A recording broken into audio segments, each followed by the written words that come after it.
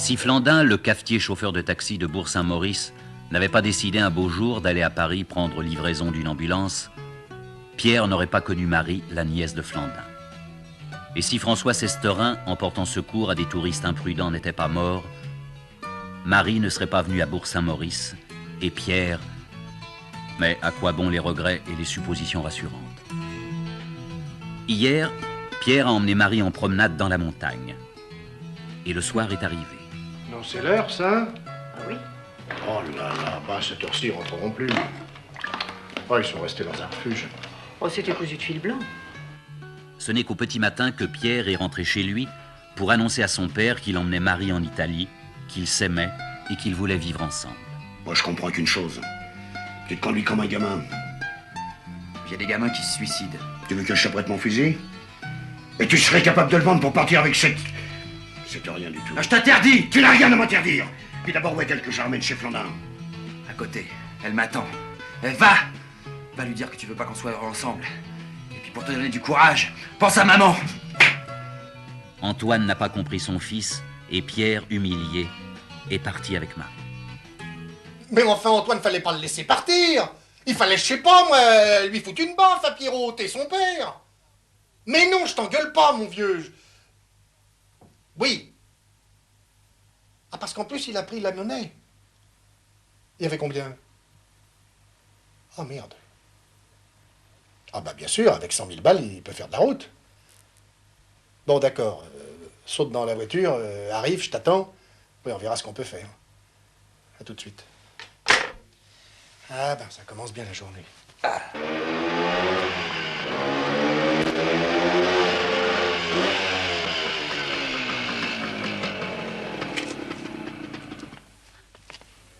Fais attention, hein. Oui, Je t'aime. tout de suite.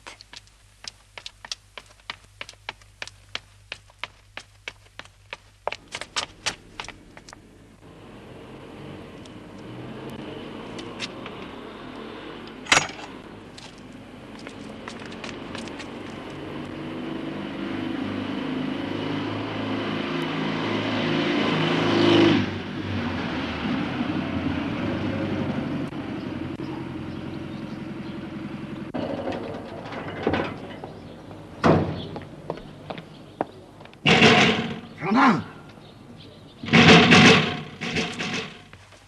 Flandin!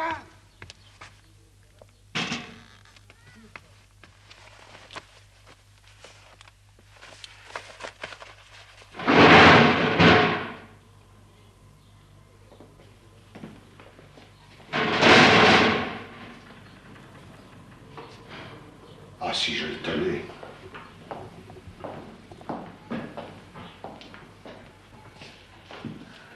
Évidemment, c'est pas raisonnable. Je veux bien qu'aujourd'hui, il y en ait que pour les jeunes, mais tout de même.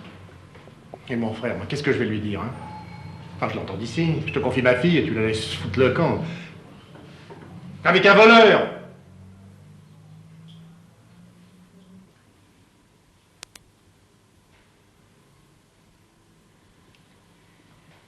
Tu n'as pas dit où vous les allez? Vers Chambéry ou vers l'Italie? Il semble qu'il a parlé d'Italie. Bon, eh ben, faut prévenir la gendarmerie et puis les postes frontières. Tu crois? Mais ça devrait déjà être fait.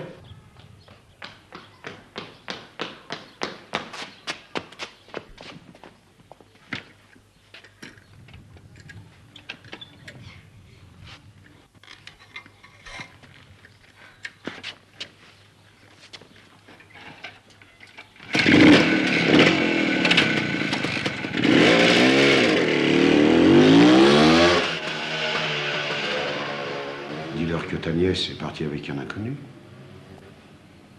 Après tout, c'est la vérité. On n'est pas sûr qu'il est parti avec Pierre. T'as peur du scandale? Bah oui. Ouais, t'en fais pas. Le brigadier est un ami. Je t'expliquerai.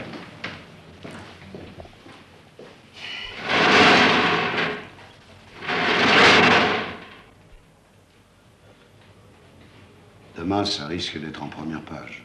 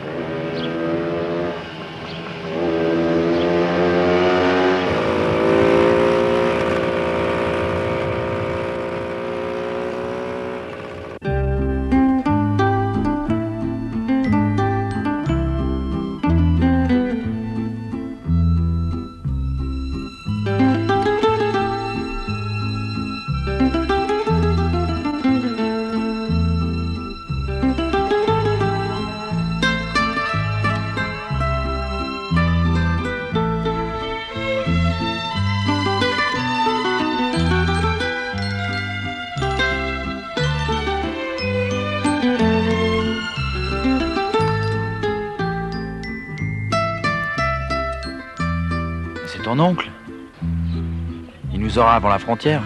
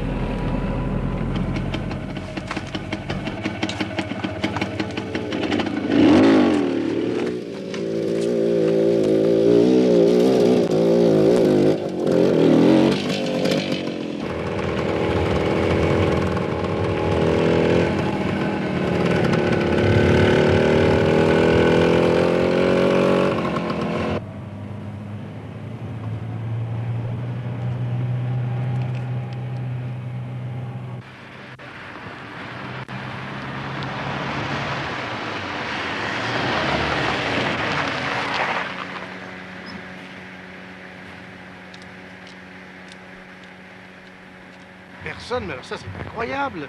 Ils étaient à 500 mètres devant moi. Bon, bah merci, monsieur Mérandet. Je vais faire demi-tour, on va voir. Merci.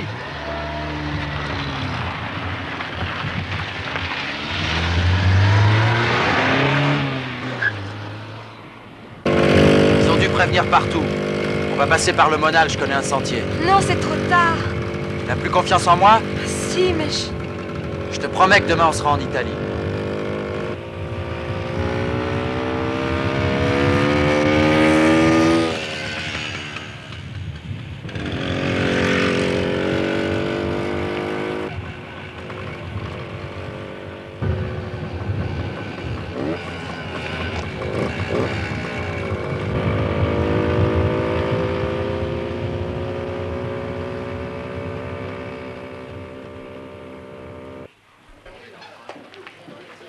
Ah, c'est pas de chance, mon vieux. Moins de deux, je les avais. Tu les as vus? Mais comme je te vois. Et alors? Bah alors, en moto. Hein, tu sais, Et où ils sont? Ah, salut.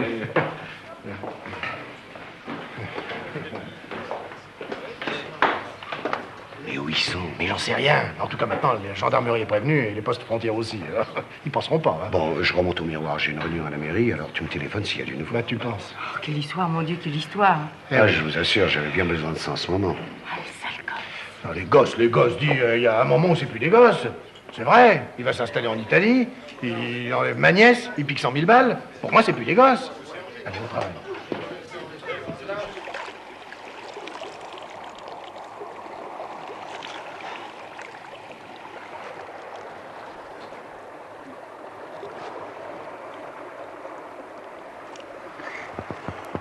C'est drôle. Je savais que je partirais un jour. Déjà à la maison, quand ça allait plus avec mon père, j'avais fait ma valise. Puis François avait arrangé ça, il m'avait trouvé une place à la fabrique de ski. Mais quand même, j'étais sûr que je partirais. Seulement voilà, je savais pas que ce serait avec toi.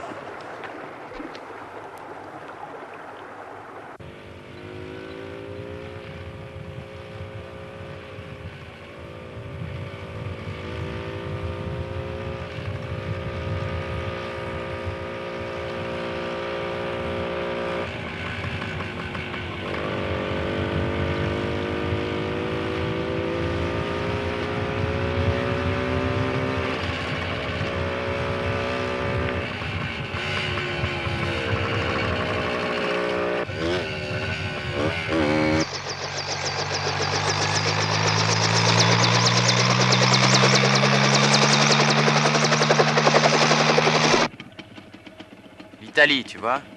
Tu es rassuré maintenant? Oui. Allez, on y va. Plus loin, je connais un sentier de contrebandier.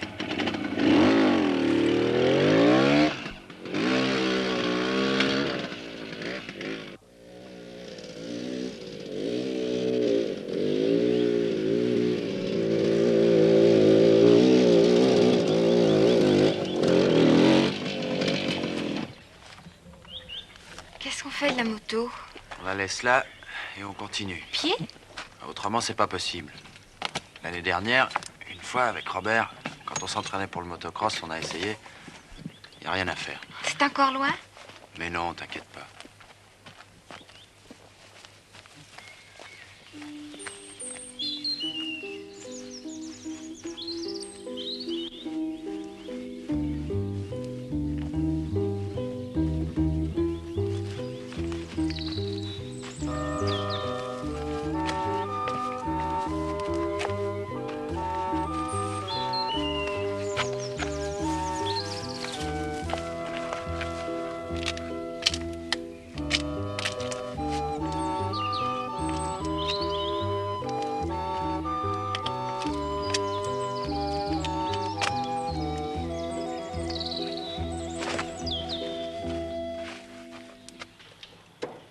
C'est pour toi, c'est ton frère.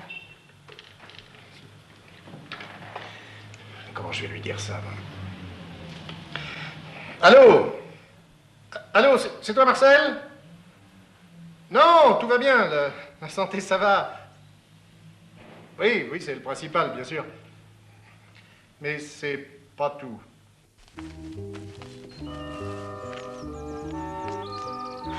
Tu es fatigué?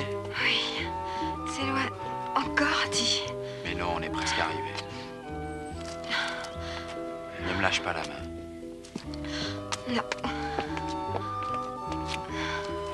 Allez, viens.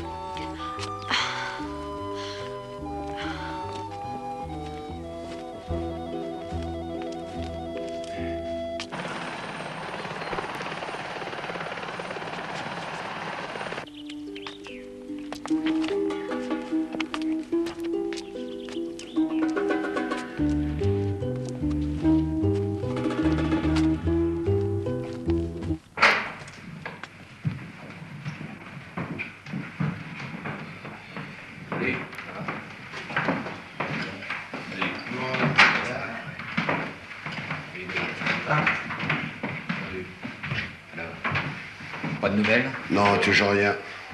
S'il y a du nouveau, on m'avertira.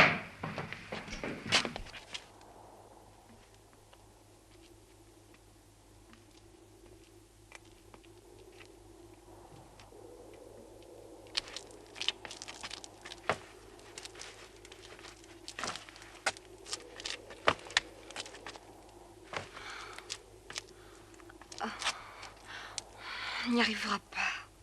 Mais si. C'est parce que tu es fatigué. Repose-toi. Personne ne viendra nous chercher ici. Mais qu'est-ce qu'il y a? Rien. Tu regrettes? Je regrette pas, mais... Tu vas voir, on va passer. Et dans quelques années, ça nous fera un souvenir formidable. Merde, les gendarmes. Écoute, Marie, crois-moi, on a encore une chance. Viens. Si, viens. Oh, non, c'est plus la peine.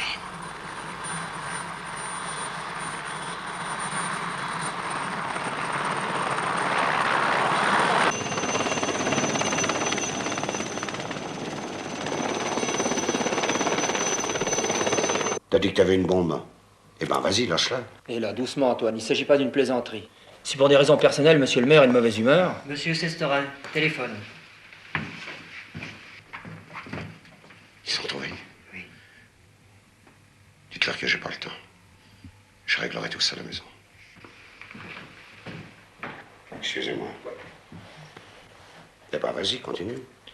Alors voilà. Maintenant que les projets sont suffisamment avancés pour qu'on puisse envisager l'avenir d'une façon concrète, nous nous sommes renseignés les uns et les autres sur les avantages que nous allons retirer du miroir 2000. Des avantages, s'il y en a, aucun de nous n'en verra la couleur, à part ton fils. Les autres... Quoi, les autres? Je prends mon cas. Je suis boulanger ici pour 500 habitants. Au miroir 2000, il va y avoir une boulangerie-pâtisserie. Si je veux la tenir, il me faut débourser 55 millions. Le fonds, l'aménagement, l'installation, etc. Et si je n'emprunte pas, la boulangerie ira à des gens de Grenoble ou de Lyon. Alors maintenant, on te demande, moi et plusieurs autres, à quoi bon tout ça? On s'est battu, on a pris parti. On a dit, ça c'est le progrès, l'avenir, c'est vrai. Seulement l'avenir des autres m'intéresse beaucoup moins que le mien. Écoute, faut pas voir les choses comme ça.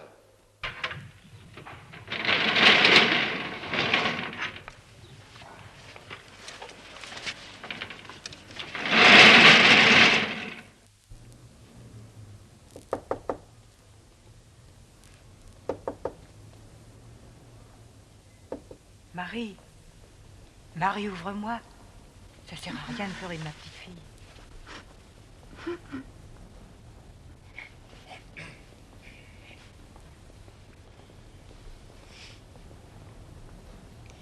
Quelle idée aussi que t'as eu de prévenir les gendarmes. Là, t'as eu tort. Qu'est-ce qu'il fallait que je fasse? Que je les laisse partir? Je me le demande.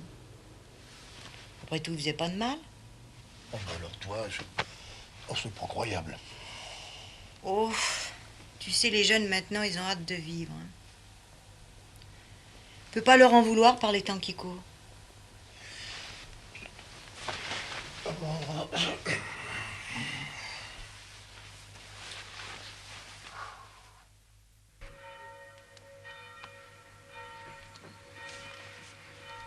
Allez, viens.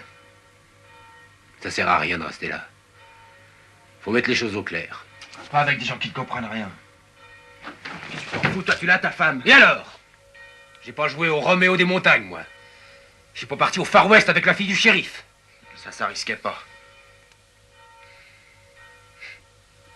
Bon, allez, viens. Tu connais le père, t'as une chance si tu te conduis comme un homme. Comme un homme.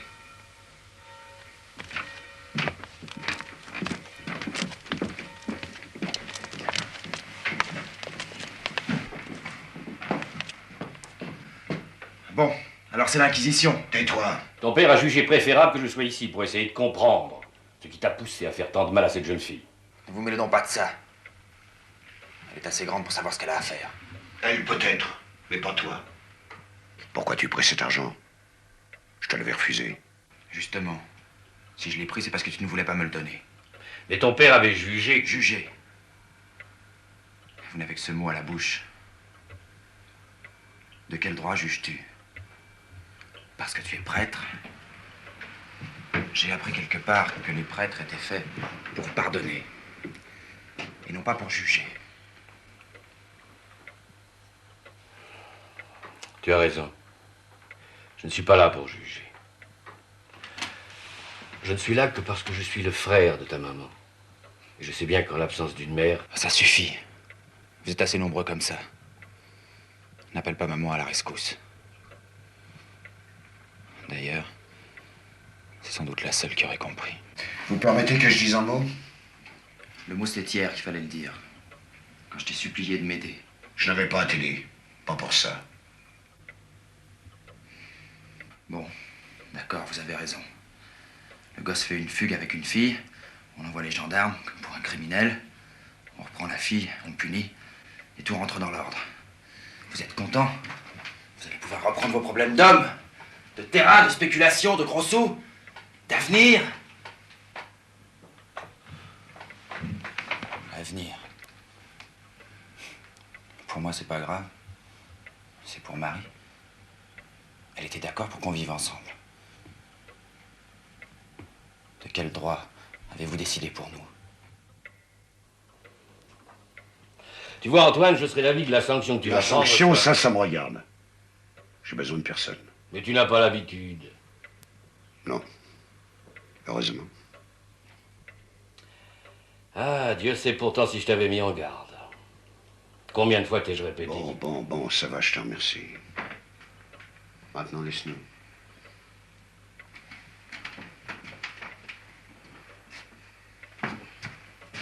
Je vais m'occuper de lui. C'est à moi de décider. À personne d'autre. Bon, comme tu voudras. Et toi, t'as rien dit? C'est toi le père.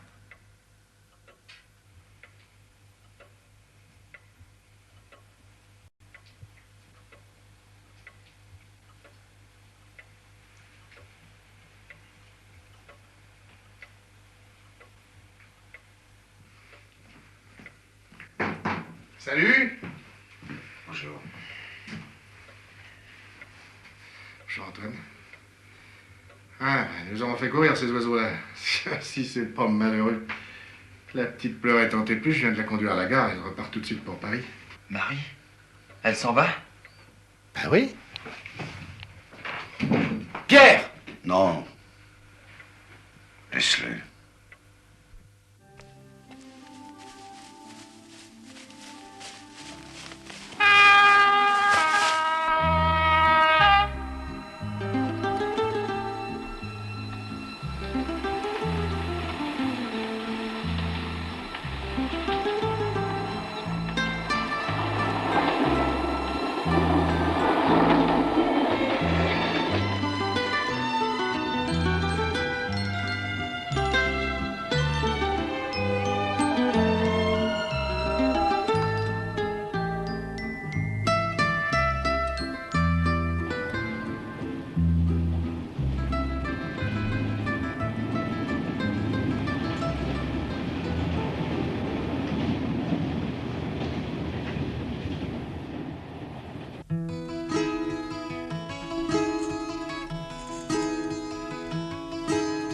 Dans la montagne, on a changé le décor, mais pas les hommes, mais pas les cœurs. Où sont-elles? Chantent les grands-mamans, les neiges des hivers d'antan, avec les nouveaux temps, c'est maintenant un toboggan tout blanc. Dans la montagne, on a changé le décor, mais pas les hommes, mais pas les cœurs, pas encore.